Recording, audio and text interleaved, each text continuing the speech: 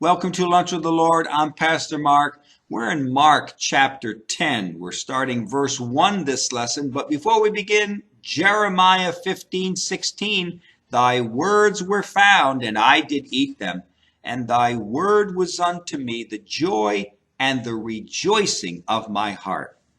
Now, chapter 10 here, verses 1 through 12, Jesus is questioned about the subject of divorce. All right? Jesus is being questioned about divorce. Now, it says here in chapter 10, verse 1, and he arose from thence and comes into the coasts of Judea by the farther side of Jordan, and the people resort unto him again, and as he was wont, he taught them again. Now, it says here, and he arose, right? He arose. Now, between Mark chapter 9, verse 50, and chapter 10 and verse 1, there were many events that took place that Mark does not even mention. And I want to go over them. There's six things that happen that are mentioned in Matthew and in Luke, but Mark doesn't mention them at all. All right? The first one is this. It's seen in John chapter 7, verses 8 through 10. Jesus visits Jerusalem at the Feast of Tabernacles. All right? Now, while he is at the Feast of Tabernacles, Jesus rebukes the sons of thunder in Luke 9, 51 to 56. Jesus teaches at the Feast of Tabernacles, and the Sanhedrin tries to take him. This is seen in John 7, verses 11 through 51, and John 8, verses 12 through 59. And another thing that happens at this Feast of Tabernacles is that Jesus heals a blind man, and Jesus also teaches that he is the good shepherd. We see this in John 10, verses 1 through 18. All right? So, that was one of the things that happens that Mark does not mention. The second thing is that Jesus sends out the 70. In Luke chapter 10, verse 1 through chapter 13 and verse 17. So Jesus sends out the 70. The third event that takes place is that Jesus visits Jerusalem at the Feast of Dedication. In John 10, verses 22 to 39. The fourth event that takes place is Jesus ministers in Perea, in Perea, all right? In Luke chapter 13, verse 22 through chapter 17, verse 10. The next event that takes place is Jesus raises Lazarus from the dead. John 11, verses 1 through 46. And the sixth and final event is that the Sanhedrin decide to put Jesus to death, and Jesus goes into Ephraim, into the area, the region of Ephraim, in John 11, verses 47 to 54. All right? Now, these are six events that take place that happen between Mark 9, verse 50, and chapter 10, verse 1. And again, why the Gospel of Mark skips all of these events and doesn't mention them, no one knows. No one knows why he just skips over all of those events and continues on where we are now, all right? But now it says here, and he arose from thence, and it says, and he comes into the coasts of Judea. by the farther end. It says the farther end of Jordan. The farther end of Jordan. Now, on this occasion, Jesus went down to Judea on the east side of the river Jordan. And that was normal. It was normal when you would go from the region of Galilee down to where Jerusalem is. You would always go on the east side. If you were Jewish, you would go on the east side of the the river of Jordan. All right? It was normal for the Jews to bypass the land of Samaria. They would not go through the land of Samaria. They would always go down on the east side of the Jordan River, and then when they got over to where Jerusalem was, they would cross the Jordan River and then go to Jerusalem. All right? So, or the opposite way. If they were in Jerusalem, they wanted to go up the Sea of Galilee, they would cross over the Jordan River onto the east side and go on up to the Sea of Galilee that way. All right? Jesus is in the region of Judea, but he's on the east side of the Jordan River. If you find a Bible map, you'll see that during Jesus' time, the region of Judea extended to the east side of the Jordan River. Just a short piece. It's just a short piece of land. But there is the region of Judea extended across the Jordan River a little bit. And that's where Jesus was. He was still on the east side of the Jordan River. And he hadn't crossed the Jordan River yet, but he was still over there. And this is where it begins now. So verse 2 says, "And the Pharisees came to him and asked him, 'Is it lawful for a man to put away his wife?' And they were tempting him now. All right? Now, in Matthew chapter 19 and verse 3, it also says that they came and tempted Jesus with this question. They came and they tempted him, all right? Now, the Greek word for tempted or tested is pyradzo. Pyradzo. And originally, this Greek word meant to test something or to try something, or a person. You could test a person or try a person, right? To see what was good or evil or strong or weak. But this Greek word eventually developed into having another meaning. Meaning to put something to the test with the intention or with the desire that the person or the thing not pass the test. So originally, pyradzo meant to test something or to try something, to see how strong it is, right? Like you have a piece of metal. You want to test the metal to see how strong it is. You test it, all right? But later on, pyradzo developed the meaning of testing something or tempting something, but with the purpose of that you want this thing to fail. You want it to fail. Now, right? You want this thing to be disapproved or to fail the test. All right? Now, therefore, these Pharisees were purposely testing Jesus so that they could have an occasion to accuse him to the people, to the crowd. So when the Pharisees asked this question about divorce to Jesus, they weren't asking him because they wanted to really learn. They were putting Jesus to the test. They wanted him to fail because they wanted to accuse Jesus to the people and discredit him.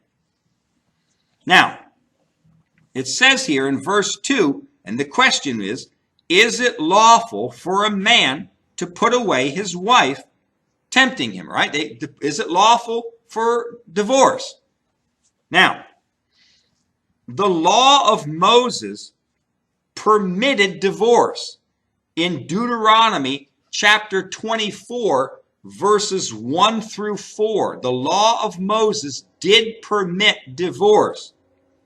And only the man could divorce the woman. The woman could not divorce the man. Now, there were two different schools of interpreting the law of divorce. There was the school of Shammai, and there was the school of Hillel. Now, the school of Shammai had a very strict interpretation, and the school of Shammai said that divorce was okay, but only for adultery. That's it. Only for adultery. That's it. Now, the school of Hillel, they were very liberal in their interpretation of Moses's permission to divorce. And they said that, well, if the husband simply just disliked his wife, he could divorce her, right? If the husband fell in love with another woman, he could divorce his wife, right? If the wife was a bad cook, he could divorce her. If the wife didn't keep the house clean enough, he could divorce her. So the school of Shammai said no, only for adultery. That's it. The school of Hillel said, oh, no, there's many more things, many more reasons why a man can divorce his wife. Now, basically, the school of Hillel taught that even for trivial offenses, the husband could divorce the wife. Now, the Pharisees were attempting to get Jesus mixed up with this controversy, either taking one side or the other, therefore causing a division within Jesus' followers. By taking one side, it may also bring about the anger of Herodias and Herod. Remember Herodias and Herod back in early chapters of Mark where they had John beheaded, right? Because John taught them, Herod, you're doing wrong. You can't be married to Herodias. She's your brother's wife. It's wrong. It's not right, right? And eventually John was beheaded. So now they want to question Jesus about divorce and possibly get Herod mixed up in this. Herod and Herodias all agitated again. And maybe they'll kill Jesus for them, right? The Jews considered divorce as a gift from God. And if Jesus were to deny them this right of divorce, then this would alienate Jesus from the nation of Israel.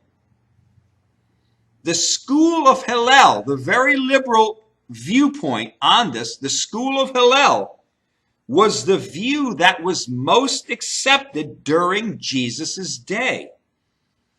And it was the one that the religious leaders taught. So the scribes and the Pharisees, they taught the school of Hillel when it came to divorce. They taught the very liberal view. Wives lived in fear that at any displeasure of their husband, they could be divorced and sent out to face this world all alone. So it was a terrible thing with the wives. I mean, if you cooked your, husband's steak the wrong way, he could divorce you. That's it. I've had enough of these bad steaks. Right?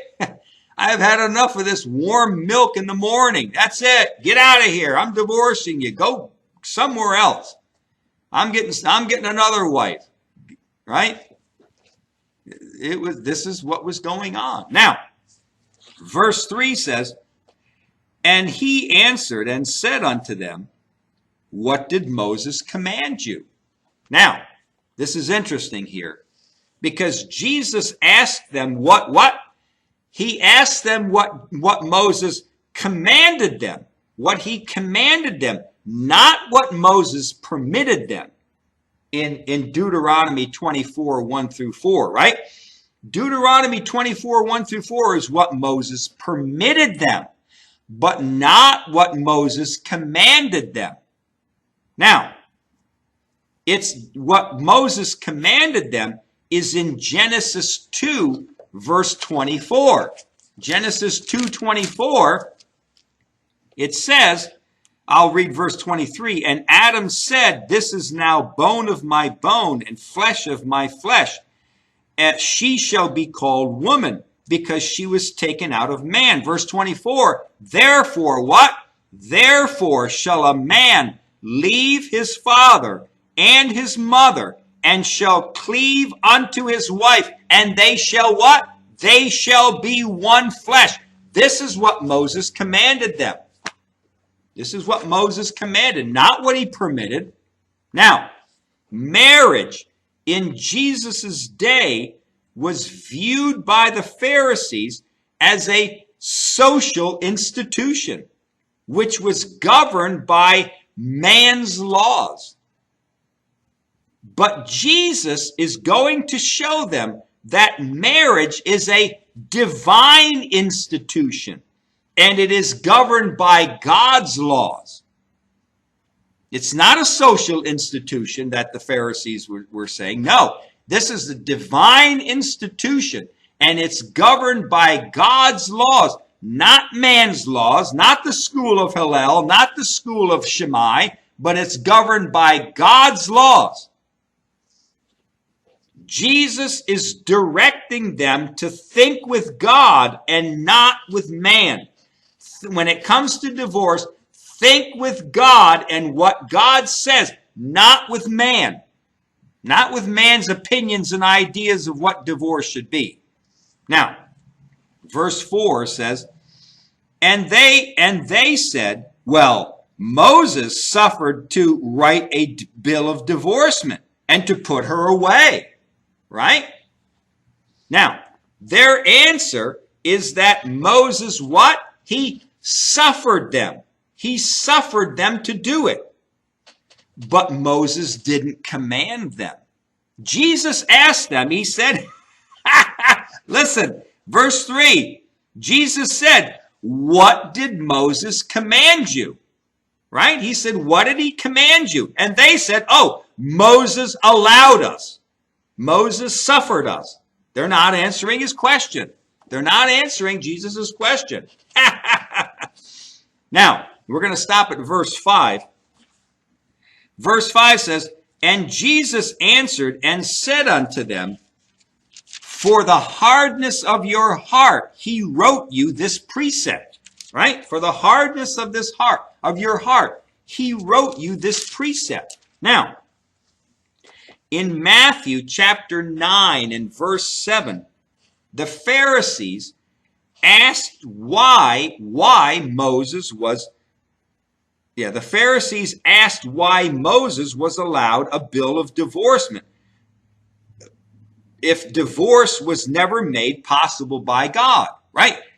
Let's read that. Let's read Matthew 19 verse 7. Matthew 19 and verse 7 says, they say unto him, well, why did Moses then command to give a writing of divorcement and to put her away? Why did he do it, right? It is because, Jesus said, it's because of what? The hardness of their hearts. Sin has entered into mankind and corrupted our nature. Therefore, corrupting the institution of marriage. So when sin entered, Adam and Eve were married before sin came, right? God made Eve for Adam. And they were married. They were one flesh. Therefore, marriage was instituted before sin came. But when sin entered into humanity, then it corrupts everything. It corrupts everything. So it even corrupts marriage. Therefore, sin has entered into mankind, and it has corrupted our nature. And it has corrupted our view of marriage. But it wasn't that way originally. God had set it up exactly how we wanted. And in Genesis 2, verse 24, right? It's because of the hardness of the heart. Because of sin, hard hearts are a result. Hard hearts toward marriage, hard hearts toward children, hard hearts towards work, toward whatever, anything. Sin has affected our hearts to how can I say, to cause them to be hard towards things.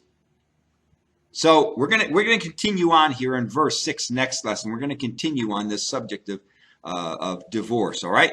But until then, walk with the Lord. I know He walks with you.